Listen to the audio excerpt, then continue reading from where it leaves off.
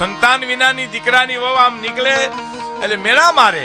ખરેખર દેવ માની અને માનતા કરી કરી કરી અને દોનો દંપતી જીવન એવા જીવતા હતા કે મુમન લાગી તુમના તુમન લાગી મું લૂણ વલુભા પાણી અને પાણી વલુભા લૂણ. એમાં એકવાર નારદ મુનિ નીકળે છે. આ સુંદર દ્રષ્ટાંત મારે આપને આપવું છે. નારદ મુનિ નારાયણ નારાયણ નારાયણ કરતા નીકળે છે. એટલે ઓલી બાઈ નારદ મુનિને કહે છે કે નારદ મુનિ તમે તો પરમાત્માની સાથે રહો છો, વિષ્ણુ ભગવાનની સાથે રહ્યો છો, તો મારા વતી એટલી પ્રભુને પ્રાર્થના કરજો ને કે મારે દીકરી કે દીકરાનો છોડવો મારા ભાગ્યમાં છે કે નહીં. માણસ જોર આવે ને એમ નારદ મુનિની માણસ કહે છે, બાઈ કહે છે. ભલે નારદ મુનિ એ બેનની વાત સાંભળી અને સ્વર્ગમાં જઈ ભગવાન વિષ્ણુને કહે છે કે હું મૃત્યુ લોકમાં ગયો તો ત્યાંથી એક ફરિયાદ મને મળી છે. એક બેન છે, બહુ દેવ જેવું જીવન જીવે છે, સાધુ સંતોને જમાડે છે, ગરીબોનું ધ્યાન રાખે છે, પતિને પરમેશ્વર માની અને જીવે છે, એમને દીકરા કે દીકરીનો છોડવો નથી. પ્રભુ કઈ કૃપા કરો ને. અને ભગવાન એમ કે છે, દ્રષ્ટાંતમાં એમ લખ્યું છે કે આંખું વીચી પછી નારદ મુનિને કહે છે કે બેનને પાછા જાઓ, તારે કહેજો કે તમારા આ જન્મમાં તો એકેય દીકરો દીકરીનો યોગ નથી, પણ આવતે જન્મ તમારે 7 દીકરાનો યોગ છે. આટલું તમે મારા વતી કહેજો. સાંભળજો મિત્રો, નારદ મુનિ ભગવાનનો સંદેશો લઈ અને ગામડામાં આવી અને બાઈને વાત કરે છે કે આવું બન્યું. પણ બાઈ ભક્તિવાન હતી, બાઈ પવિત્ર હતી. એને શું કીધું, કાંઈ વાંધો નહીં નારદ મુનિ, આ ભવ તો અમારો હમણાં પૂરો થઈ જશે, આવતે ભવ તો છે ને. તો કે હા. પછી પતિની સેવા કરે, ગરીબ ગુરબાની સેવા કરે, આવાગ્યાને ટુકડો ખવડાવે.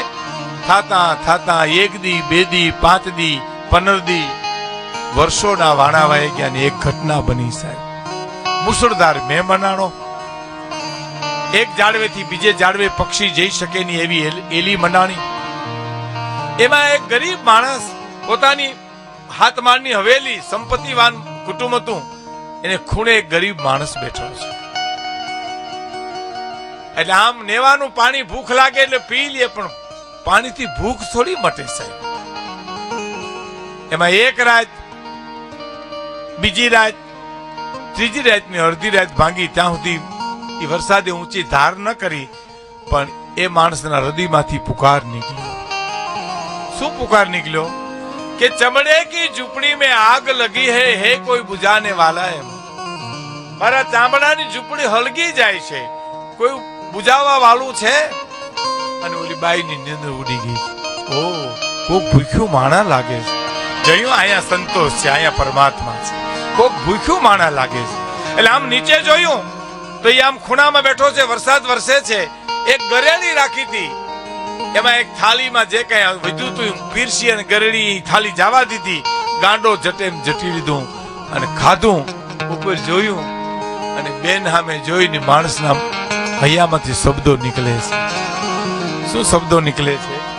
મયા તેરે કો 7 લડકા હોગા, માં તારે 7 દીકરા થાય છે. સાહેબ શબ્દો નીકળ્યા, હાચા પડ્યા, એક પછી એક 7 દીકરાનો જન્મ થયો. 7 દીકરા કલૈયા કુંવર જેવા આંગણામાં રમે છે. એમાં નારદ મુનિ પાછા ફરીવાર નીકળે છે. ચિત્ર જોયું, ઓહ બેન, આ તમે અનાથોને ભેળા કરીને સેવા કરો છો ને, એ એક પુણ્યનું ભાતું બાંધો છો. એટલે બાઈ શું કીધું, નારદ મુનિ ફરીવાર બોલો તો શું કહો છો કે તમે અનાથ છોકરાઓને મોટા કરો, સેવા કરો, એ પુણ્યનું ભાતું બાંધો છો. નારદ મુનિ, આ અનાથ નથી, આ હાથે 7 દીકરા મારા છે. ઓ તમારા?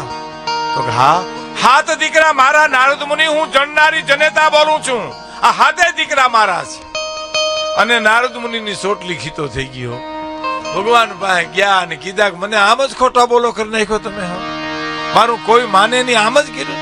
તમે મને કેવા મોકલો તો કે એક દીકરાનો દીકરીનો યોગ નથી, આવતે જન્મ છે, તો એને તો 7 દીકરા રમે છે. એટલે એક ધારી નારદ મુનિ જણી બોલાવી, પણ ભગવાન તો પગ ઉપર બક્ષડા અને વિષ્ણુ ભગવાન બેઠા છે. એને એટલું કીધું, એ તો વાત સાચી છે તમારી નારદ મુનિ, પણ મારા પેટમાં પીડા બહુ ઉપડી છે. હું તમને પછી જવાબ આપું, પણ હું જીવી શકું એમ નથી. મને કોઈ માણસનું કાળજું લાવી દેશો, કાળજા વિના હું નહીં જીવી શકું. નારદ મુનિ કે કાળજું? તો હા, ગમે ત્યાંથી લાવી દો ને, પણ પરમ ભક્ત હતા ને, વળી કાળજું લો, બિચારા ઉપડ્યા. પણ કોણ કાળજું દે સાહેબ? ગોતી ગોતી ગોતી ને ભવેહર ની તલેટી જેવી તલેટીમાં આવ્યા, રૂખડિયું બાવું કોક બેઠું હતું, ત્યાં જઈને ખૂણામાં જઈને કીધું કે કાળજું છે? તો કે કાળજું તો હોય ને, કાળજા વિનાના જીવતા હશું? તો કે તો દેહો અમને શું કરવું? ભગવાન બીમાર છે ને એને પીડ ઉપડી છે ને કાળજું જોઈ છે. તો કે તમારી પાસે હથિયાર છે? તો કે હા, કટાર છે. કટાર તો રાખતા હતા નારદ મુનિ. હથિયાર ની બરાબર ક્યાંક હોઈ જાય તો એમ એ લાવો કટાર. એ કટાર પેટમાં નાખીને કાળજું તથા રૂખડિયા માણસે એટલું કીધું હતું કે મારા કુદરતનું જીવતર બચી જતું હોય તો આવા કેટલાય કાળજા કુરબાન છે. જાઓ નારદ મુનિ, ભગવાનને શરણે ધરી દ્યો. એ કાળજું લઈને જેવા નારદ મુનિ આવ્યા એટલે તરત જ ભગવાન પગ ઉપર પગ ચડાવીને બેઠા હતા, ટેસ્ટમાં આવી ગયા. આવો નારદજી, મારી તો પીડાઈ મટી ગઈ, પેટમાં મટી ગયું. ઓ તો હવે આ કાળજું? તો કાળજું મળ્યું? તો મળે એ તો ગોતવા જાવ તો ખબર પડે. એ તો અહીં બેઠા બેઠા હુકમ કરવા ને કાળજું લેવી દો એમ. પણ નારદ મુનિ મળ્યું? તો હા, મૃત્યુ લોકમાં ગયો તો. હા, ભવેહર ની તલેટી જેવી હતી એક જગ્યા, ત્યાં એક રૂખડિયું બેઠું હતું, એને કાળજું દીધું. તો હા, આ રહ્યું. તો જે કાળજા કાઢીને દે ને નારદ મુનિ ધારે તો હાથ દીકરા દઈ શકે કે તમારું કાળજું ક્યાં કુતરા ઢળડી ગયા ત્યાં તમે ગોતવા નીકળ્યા છો એમ દેવું. એ બહુ દોયલું એમ આપ્યું છે. જેને તાણે ખવડાવ્યું છે એના અંદરના આશીર્વાદ જે મળ્યા છે આ પરિવારને, ભારોડિયા પરિવારને, એવા ક્ષણે ક્ષણે દાખલા છે કે હિમાલય ન જાવું હૈયું હિમાલો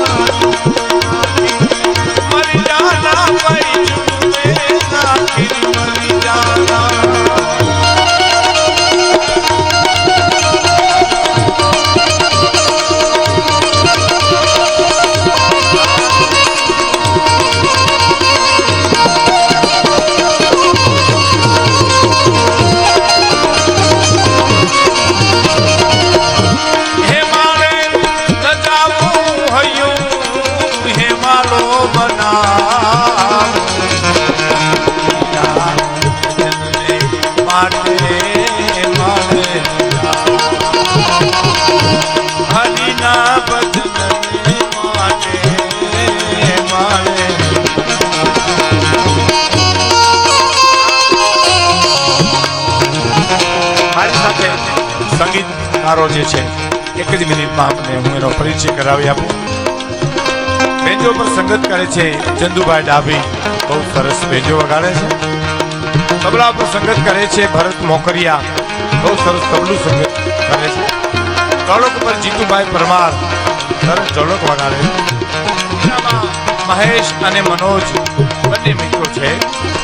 એટલે હું આપને કહું કે આ મોર જેમ પીછાથી રૂડો લાગે એમ અમે આ સંગીતકારોથી રૂડા લાગે છે.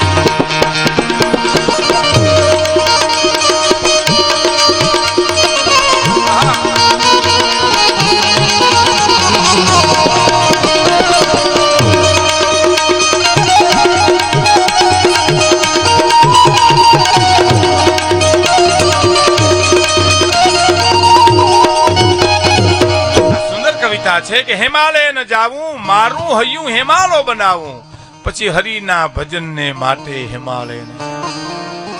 જેને પોતાના પરિવારની સેવા કરી હોય, જેને પોતાના ભાઈ ભાંડુની સેવા કરી હોય, એને ક્યાંય જવાની જરૂર નથી. જેને જીવતર સુગંધિત બનાવ્યું છે, જેને જીવતરની કેરી એવી કંડારી છે, એને પછી ક્યાંય જવાની જરૂર નથી.